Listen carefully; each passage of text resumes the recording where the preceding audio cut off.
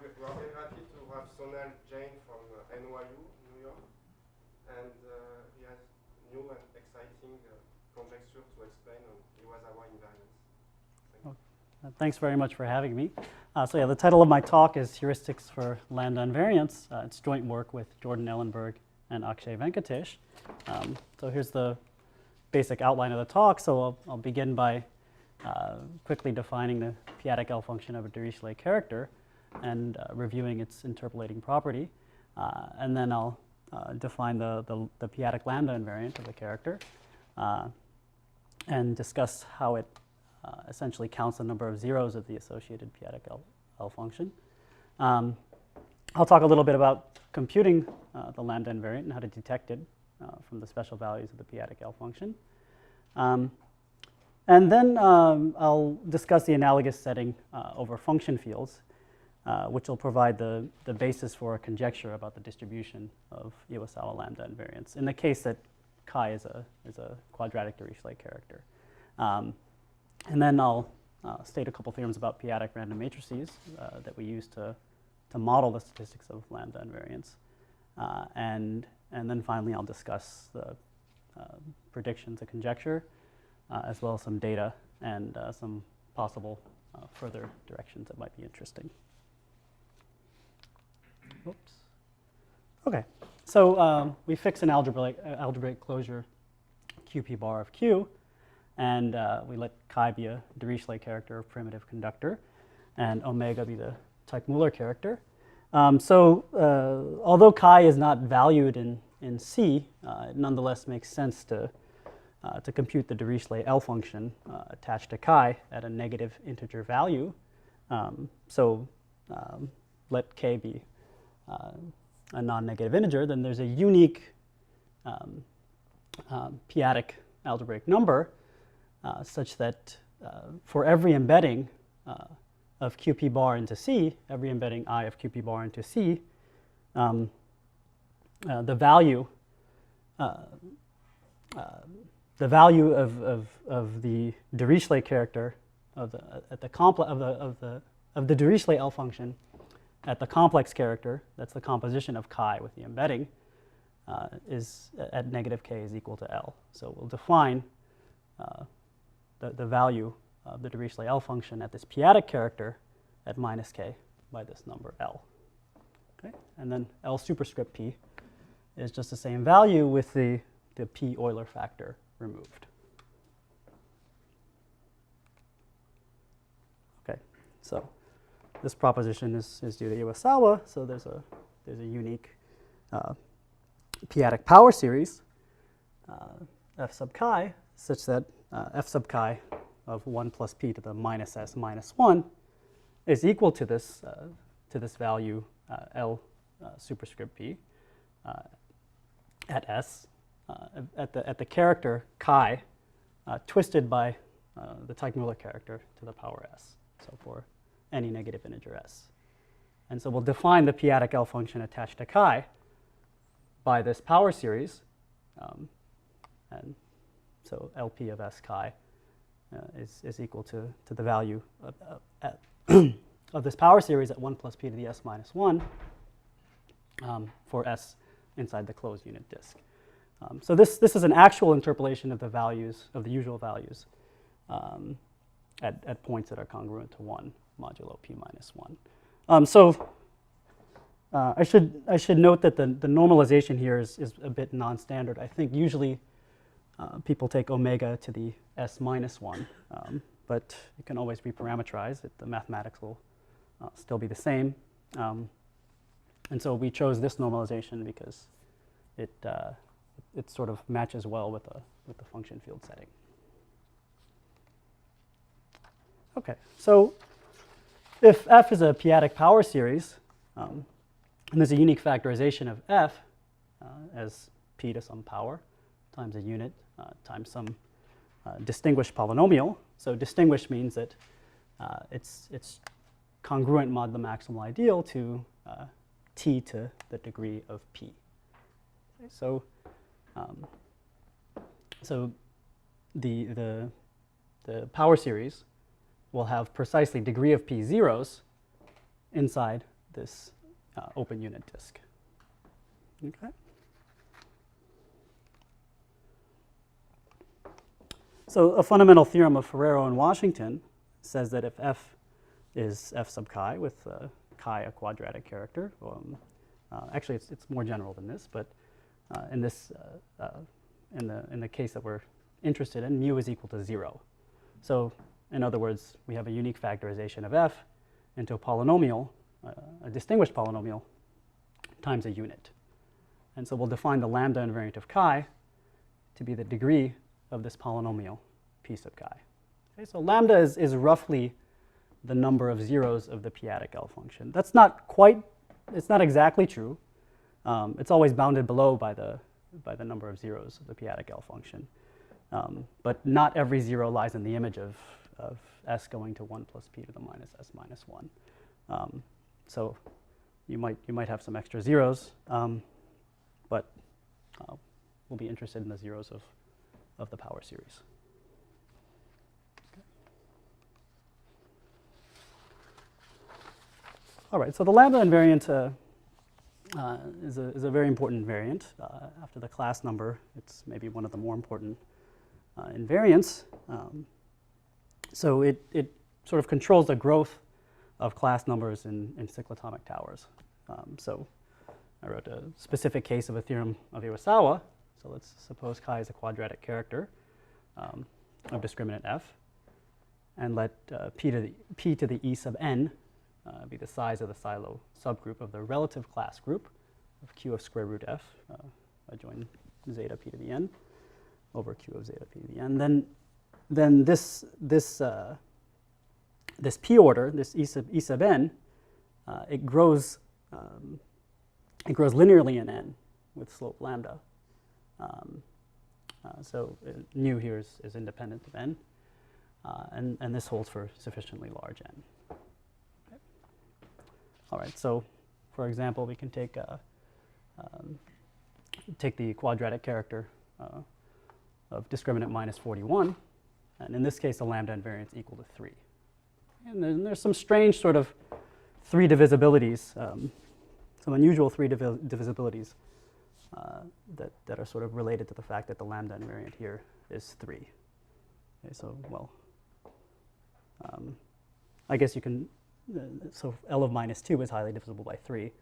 So there's a 0 of the p-adic L function that's congruent mod a high power of the power series that's congruent mod a high power of 3 to minus 2. Okay. All right. So how do we extract lambda from f sub chi? So well, we more or less use our definition. So again, p is distinguished if p is congruent to t to the degree of p mod the maximal ideal. And if we write our power series as a sub I times t to the I, then lambda is just the first index or the first coefficient of the Iwasawa power series that's not divisible by p. Okay, so we can take a simple example. So we take p equals 3 and let chi be the quadratic character of discriminant minus 907. Then chi prime is a quadratic character of discriminant 2721. And so yeah, the values of L of s chi vanish at negative odd integers. The values of L of s chi prime vanish at negative even integers. And the 3-adic L function, L3 of s chi, sort of intertwines the values of L of s chi and L of s chi prime. Okay, so now we use these values to compute the lambda invariant. So we just compute some values, compute special values of the complex L function. And then we remove the Euler factor and interpolate these values using the power series representation. Okay, so first, well, L3 of 0 chi, well, we just compute the class number of minus 907, and that's just 3. And then we remove the 3 Euler factor there, and that is 2. So L3 is of 0 at this character is equal to 6. So I wrote to 10 digits, but it's actually just equal to 6. Okay. All right, so then now we see that this value is divisible by 3. So that tells us lambda is bigger than 0. Okay, so we proceed. We compute the next value.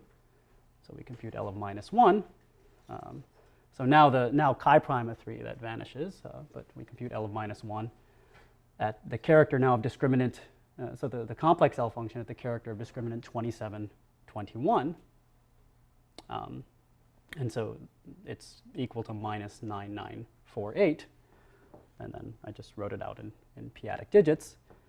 And so this, what this does is, so the second value now that we have the first coefficient of our power series, just L of 0 is actually equal to a sub 0.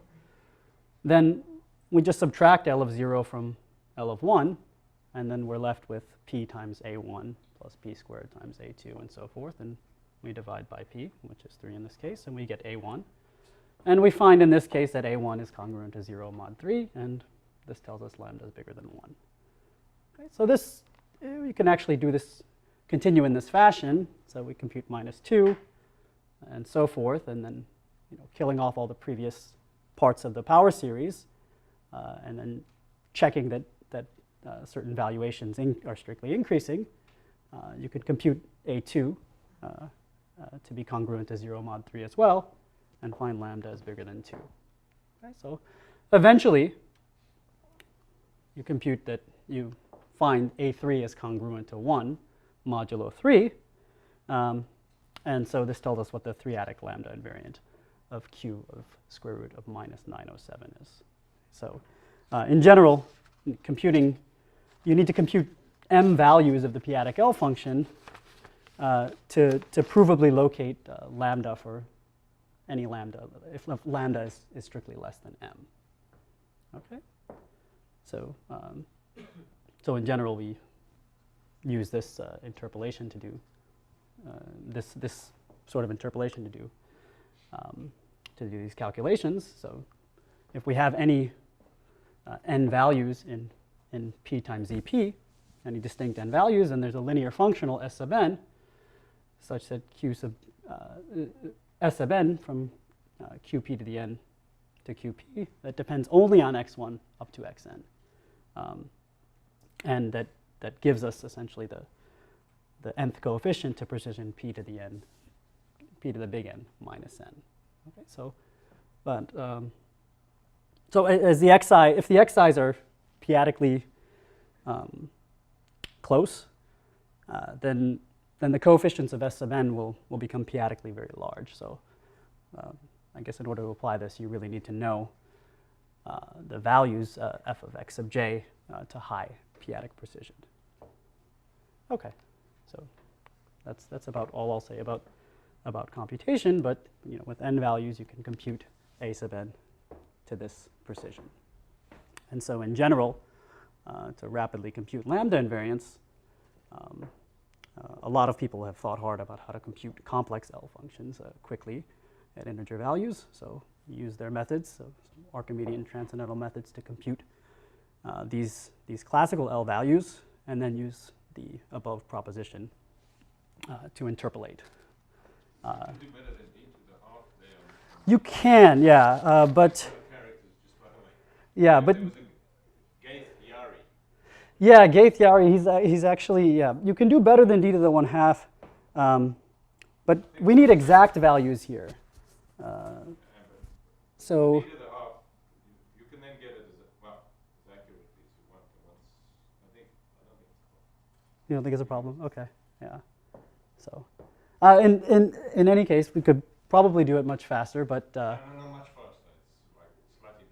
It's like slightly better than a third. Slightly better than a third. Okay. But this was fast enough to compute lots of data on lambda invariants because people who were doing the computations before were, in general, doing them in time O of d. Or I should say it appeared that they were doing it in time O of d. Okay. All right, so we can compute lots of data about lambda invariants. Lambda invariants are closely related to to class numbers, to p parts of class groups. So the Cohen-Lenstra heuristics, they predict the fraction of imaginary quadratic fields with class number divisible by p, and more generally, the p rank. Okay, so the p rank, the Cohen-Lenstra heuristics predicts that the p rank is rough. The proportion of fields with p rank r is roughly p to the minus r squared. Okay, so it's an interesting question to ask. How often is the p-adic lambda invariant of a Dirichlet character equal to m? Okay, so maybe a more targeted question is the second question: are there heuristics, some heuristics similar to those of Cohen and Lenstra for Iwasawa lambda invariants? Okay, so Kraft and Washington a few years ago in a paper formulated a conjecture for the frequency of lambda equals 0 and lambda equals 1 for the case p is 3 and chi is quadratic. Now lambda equals 0, that's really just the probability that p divides a class group. So that's a special case of the Cohen-Lenstra heuristics for p ranks of class groups of imaginary fields. But they formulated a conjecture for the frequency of lambda equals 1 as well, and they did some amount of testing, some numerical testing of their conjecture. Okay. All right, so lambda invariants behave a little bit differently, well, definitely quite a bit differently than p ranks of ideal class groups. Whoops. Okay, so one observation is that large lambda invariants are somehow much easier to find than large p ranks. So there are very few large p ranks, I think, even for fairly large discriminants. But here are some examples of some large lambda invariants we found in our computations. So the 3-adic lambda invariant of discriminant minus 53,301 is 11. In this case, if we look at the class group in the second tower, then it's not only is the p part of the class group large, but the rank over F3 is large as well. So that's be a bit striking. So here are a couple of other large lambda invariants. I think 14 is the largest we found. I'm sure we could find much larger if we had continued the computations. But I guess the point is that they're much more common than large p ranks. So if we think about it from the perspective of the Iwasawa polynomial or the Iwasawa power series, then the lambda invariant is the index of the first coefficient that's not divisible by p. So if you think that maybe these coefficients are just sort of random, then you'd think that the proportion of fields with lambda equals r should be roughly something like p to the minus r. So this is some numerical evidence that maybe that's the case, which is much larger than p to the minus r squared, which is the proportion with p rank that have class group with p rank equal to r according to the Cohen-Lenstra heuristics. So actually, I think the highest known 3 rank for an imaginary quadratic field, for the class group of an imaginary quadratic field, is 6. So, and they've computed much further than we have. Okay. All right. So one sort of heuristic, one heuristic for the Cohen-Lenstra conjectures about the p rank is to look at the p part of the class group as a co-kernel of a large random symplectic matrix. So the question to ask is, can we apply some similar sort of philosophy to the variation of the p-adic lambda invariant? Okay, so the story over function fields is told by the action of Frobenius on the p torsion of the Jacobian of a curve over a finite field. And in this case, the p torsion in the class group is the dimension of the fixed space of Frobenius. we'll see that the lambda invariant, I don't know if people actually call it the lambda invariant in this setting, but by analogy, the lambda invariant will be the dimension of the generalized one eigenspace of F. Okay. All right, so I'm going to proceed here as we did for L of S chi, where chi was a p-adic Dirichlet character. So we start with a curve over FL with field of rational functions k. We have two assumptions on L. First, that L is not equal to p. And second, that L to the p minus 1 is not divisible by p squared. Okay, so the second assumption that ensures that the subgroup in ZP star generated by L contains 1 plus p times ZP. So we will need that assumption in a little bit. All right, so we let chi be a quadratic Dirichlet character, so a one-dimensional representation on QP with image plus or minus 1. Okay, then we can define an associated L function, L of S chi, to be the product and overall closed points of X that are unramified in the quadratic extension corresponding to chi of 1 minus chi of geometric Frobenius times q sub x, so that's the size of the residue field at x to the minus s to the minus 1. Okay, so we know that this L function is a polynomial in L to the minus s. Okay, so it's just the characteristic polynomial of Frobenius acting on a certain vector space V. Okay, so this vector space V, if y is a double cover determined by chi, then we take V, well, projective closure of the double cover determined by chi, then we take V to be the quotient of H1 of y tensored with FL bar, with coefficients in QP bar, by H1 of x tensored with FL bar, with coefficients in QP bar. Okay, so now we proceed as before, again, as in the case of a p-adic Dirichlet character. So let f sub chi of t be equal to p of 1 plus t to the beta, where beta is a unique p-adic integer such that 1 plus p to the p minus 1 times beta is equal to L to the p minus 1. Okay, so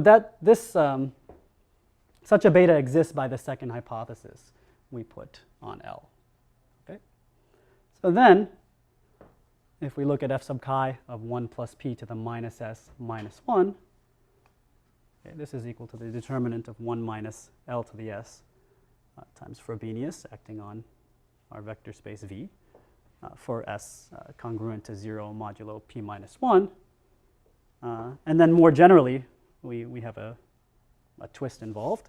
F sub chi of 1 plus p to the minus s minus 1 is a determinant of 1 minus L to the minus s times, so the angular braces it's a Teichmuller lift of L to the power s times Frobenius restricted to V.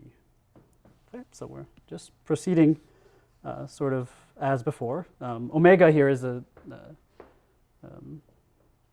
well, we're taking the cyclotomic character and then kind of doing the Teichmuller lift to get omega. Okay. All right, so we'll define a subspace. We'll define Z to be the subspace of V consisting of vectors such that f minus 1 to the n times V goes to 0. Okay, so it's sort of a sum of generalized one eigenspaces. So you can check that Z is stable under the action of F. And then we have a factorization of the characteristic polynomial into q of t times r of t. So you can check that the factor of f sub chi corresponding to q is a distinguished polynomial in the sense we described earlier. Okay. And the factor corresponding to r is a unit. Okay. So we find that the lambda invariant of chi, so again, maybe I should put that in quotes because I'm not sure if that's the terminology people use, but it's just equal to the dimension of this subspace Z. Okay, so in other words, the lambda invariant is the set of eigenvalues of the Frobenius that are close to 1. Okay, so we're, I should have written, we're counting with multiplicity here. So in some sense, this is analogous to counting low-lying zeros of the L function. Okay, so any zero of L of S chi inside a unit disk will correspond to an eigenvalue L to the S of F on V that's congruent to 1. Okay. All right, so we'll take an example in the next slide. Whoops. Okay. So, right. Okay, so if we take the prime p, L equals 11, p equals 7, and let k just be the field of rational functions, and let chi be the character corresponding to this quadratic extension of k. In this case, v will be the 7-adic tape module of this elliptic curve, y squared is equal to x cubed plus x plus 1, the elliptic curve over F11. And then we can compute the characteristic polynomial of Frobenius. So the degree is 11, the trace of Frobenius is -2, and we get the polynomial. And we see that exactly one of the two roots of this polynomial is congruent to 1 mod 7. And so this tells us that lambda in this case is equal to 1. Okay. All right, so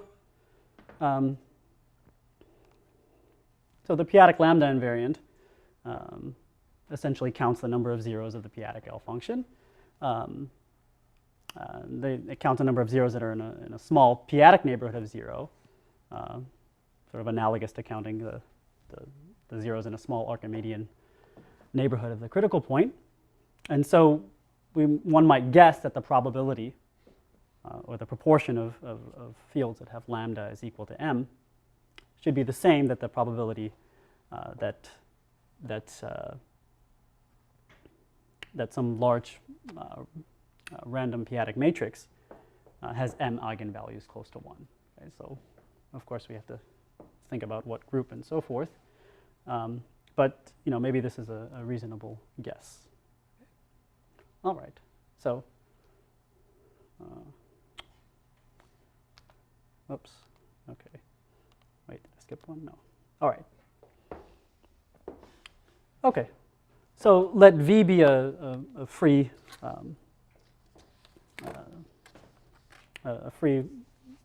ZP module of finite rank, and consider a matrix in GLV, and let Z be sort of defined as before, as a sum of all generalized eigenspaces whose eigenvalues are close to 1. Okay. And then we will define a polynomial associated to the matrix to A by essentially taking that part of the characteristic polynomial whose roots are just the eigenvalues that are close to 1, and then shifting it by 1. Okay? Because now the associated polynomial we get is distinguished in the sense we described earlier. Okay, so it's that part of it's that part of the characteristic polynomial. It's not really part of the characteristic polynomial. Let's say it's a polynomial that detects that part of the characteristic polynomial, whose roots are p-adically close to 1.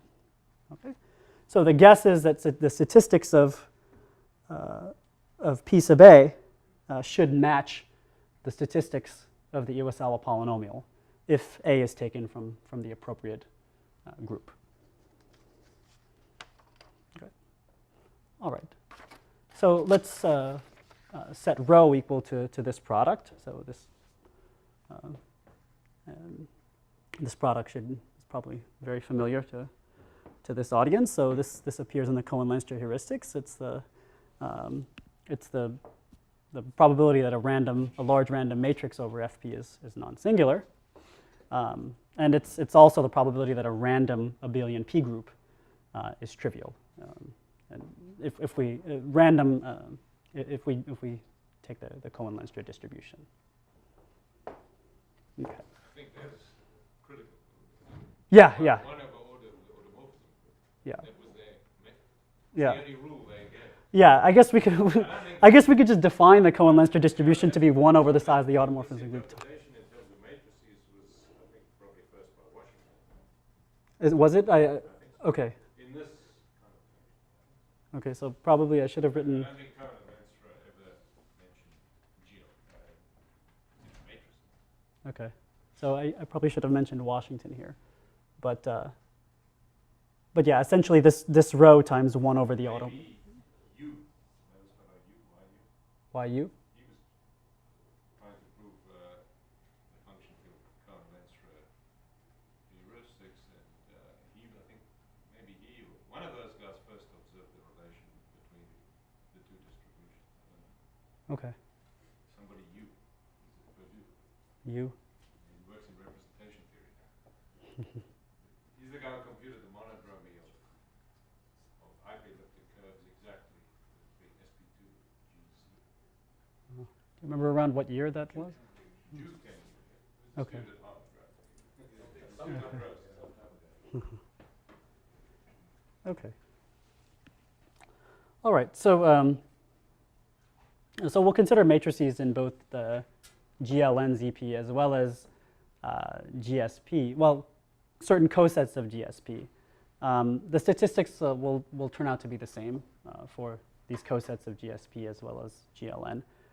But the reason we consider GSP first is because, well, Frobenius is constrained to lie in GSP.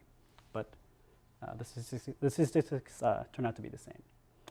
All right, so we'll take the standard non-degenerate symplectic form on ZP2n, and we'll define GSP sub alpha to be those 2n by 2n matrices, symplectic matrices with multiplier alpha.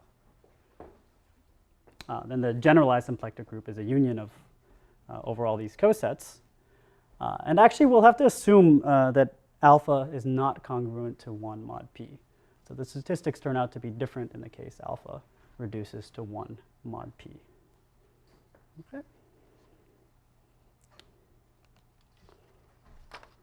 All right, so we have the following theorem. Okay, so let S be an open set of the set of distinguished polynomials of degree r. And we set E sub S to be the measure of the subset of GLN ZP, consisting of matrices in GLN ZP whose associated polynomials are in S. Okay, so for each n, we define P sub n comma S to be those n by n matrices in GLN ZP whose associated polynomial sits in S. And similarly, for GSP sub alpha, we define Q of ns to be those generalized symplectic matrices with multiplier alpha whose associated polynomials sit in S. Okay. All right. Then these fractions, mu of p of n comma s, and the measure of q of n comma s, they both tend to this term rho times the measure of this subset in GLN-ZP. That is GLR, no, the second line of GLN. That's the point of your theorem. What did I do here wrong? The measure ES is No, measured by GLR matrices. Not yet. Yeah, not yet. You're thinking of the corollary, I think. So yeah. So we haven't taken yet what we haven't said yet what S is, right? I mean, in this, well, yeah. But it looks like the definition of ES is like new PNS. Yeah. Okay. Well, let me actually. What's relevant or what makes sense? What will make sense more is the corollary. So, well, first, if we take R equals 0, then in this case, the set of degree R distinguished polynomials is just 1, and then these fractions both approach rho. Yeah. So yeah, there should be an R in there. Yeah. Okay, so using the function field analogy, we can get a special case of the Cohen-Leinster heuristics from this first example with R equals 0. The proportion of chi with lambda invariant 0 is just rho. Okay, now if we take S to be the set of all distinguished polynomials of degree R, okay, then we get this corollary. So this is really what's important. So the fraction of matrices in GLN, I'm missing a ZP there, or in an appropriate coset of GSP, 2n, whose associated polynomials have degree R, approaches p to the minus r times this product. The product t is bigger than r of 1 minus p to the minus t as n goes to infinity. Okay. All right, so the probability that that the degree of A is equal to R, this is just a measure. This is equal to just the measure of matrices in GLRZP, whose characteristic polynomial is distinguished. A characteristic polynomial of A minus 1 is distinguished. So the characteristic polynomial is distinguished if and only if A mod P is unipotent.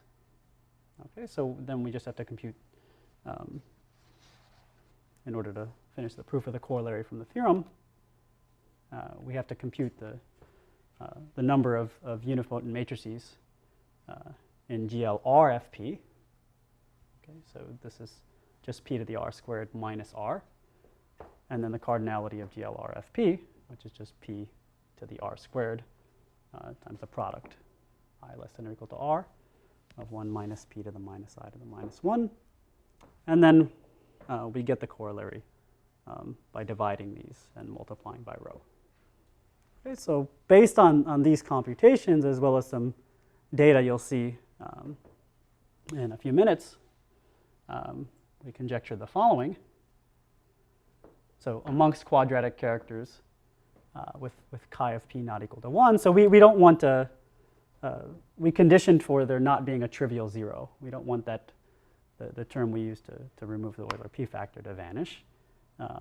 So the proportion of lambda, the proportion of fields with lambda invariant r approaches p to the minus r times the product t bigger than r, 1 minus p to the minus t. And the conjecture is consistent with that of Kraft and Washington in their specific case of p equals 3, lambda equals 0, which is, again, just Cohen-Leinster, and lambda equals 1. Okay, so this is all, up to this point, probably to most people, very, very highly speculative. We gave some heuristics over function fields, no proofs, and then jumped over here to number fields. But actually the data, even with some, this is a fairly limited computation in the sense that we only spent a few days only on one machine. But the data looks pretty good so far. So O stands for observed, and P stands for predicted. So it appears that actually the P equals 5 data is probably even better, but we computed the data for the first 10 to the 6 admissible. So admissible means chi of p is not equal to 1. So the first 10 to the 6 such square-free discriminants. We computed lambda. And we computed all the way out to lambda equals 14. So there's a couple things you can see from this data here. So one is that the conjecture is consistently overestimating the fraction of fields with large lambda invariant. Okay, so this is similar to the Cohen-Lenstra heuristics in the sense that there are unusually, there's an unusually few number of fields that have of small discriminant with p dividing the class group. So that's, at least in the case of p equals 3, that's explained by a secondary main term, and that was proven, I think, this year or maybe last year by Bhargava, Shankar, and Zimmerman. So it's interesting to ask that whether in this case maybe there's some secondary main term, negative secondary main term as well that's causing the slight discrepancy. Okay. All right, so for p equals 3, we did some further tests a little further out to see if the convergence looked better. So again, O stands for observed data, and so we took data for some fields of larger discriminants, sort of arbitrarily picking. So this wasn't very scientific. We were arbitrarily picking some ranges between 10 to the 7th and 2 times 10 to the 7th. So the data looks even closer over here when we take some higher discriminants. And then we also conditioned on the L function having a trivial 0. Okay, so now we want chi of p equal to 1, and then subtracting 1. So we do get some lambda invariant 0 then. And then we looked at that data, and that data seems to match very well also. So it means probably that the distribution of lambda minus 1 among L functions conditioned to have a trivial 0 will agree with the distribution of lambda among those that don't have a trivial 0. Okay. All right, so what are some, so this is just modeling lambda invariants of quadratic Dirichlet characters. Of course, we didn't have to take a one-dimensional representation in the function field case. We could have considered more complicated characters and p-adic L functions. But there are some interesting further directions here. So one interesting further direction is just kind of a vague question: what features of complex analytic L functions have some natural p-adic analog? So we had a sort of analog of the low-lying zeros, or at least counting the low-lying zeros was given by lambda. But there's this sort of huge story over the complex numbers of modeling various features of these L functions. I mentioned a couple of names here: Katz and Sarnak, Keating and Snaith, and so forth. But what other kinds of features can we model by p-adic random matrices? So also, to what extent can we match statistics of f sub chi with those of, I should say, statistics of the USL polynomial with those of the characteristic polynomials,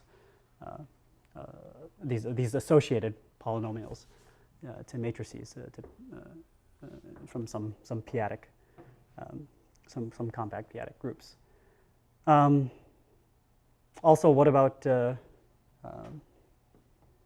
zero spacings? Does that even make sense in the p-adic world? I mean, they don't lie on a line.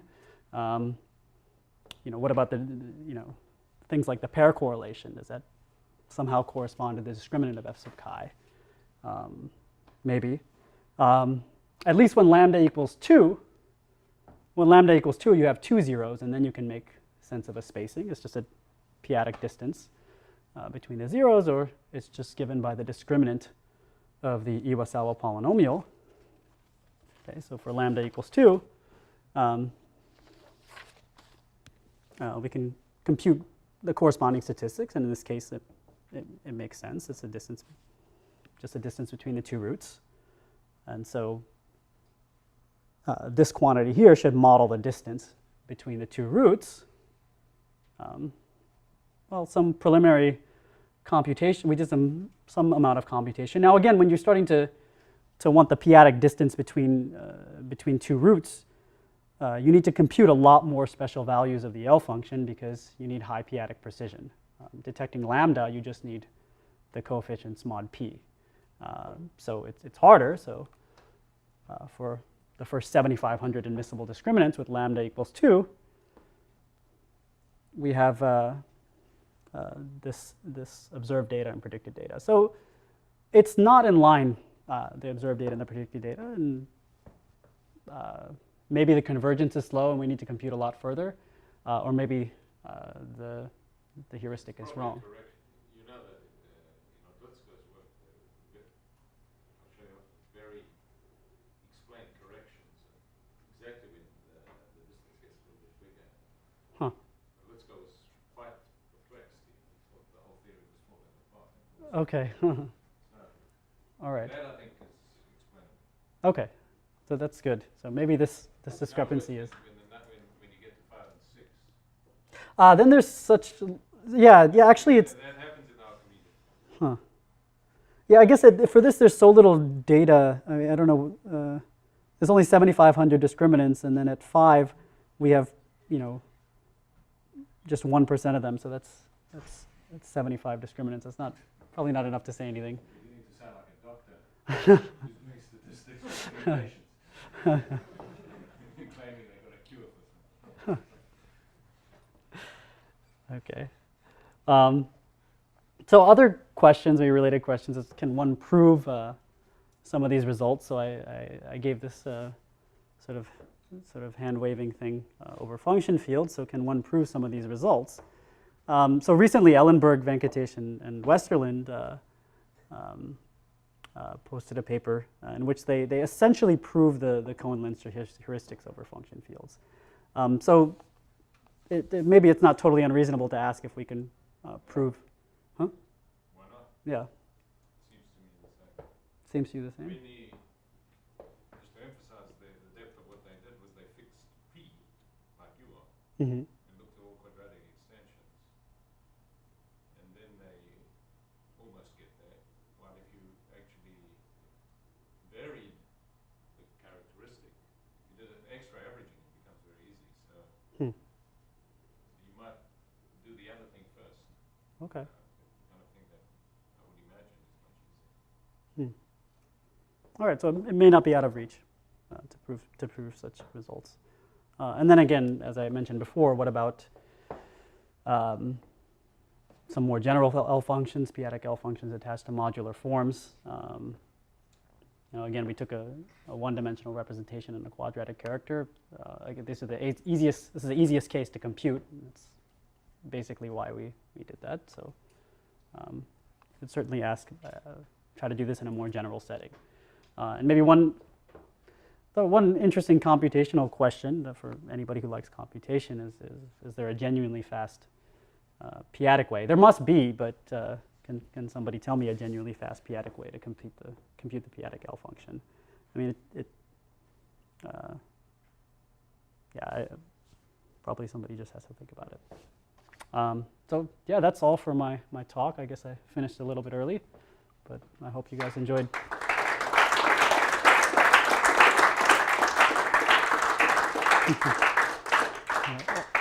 Always finish early with slides.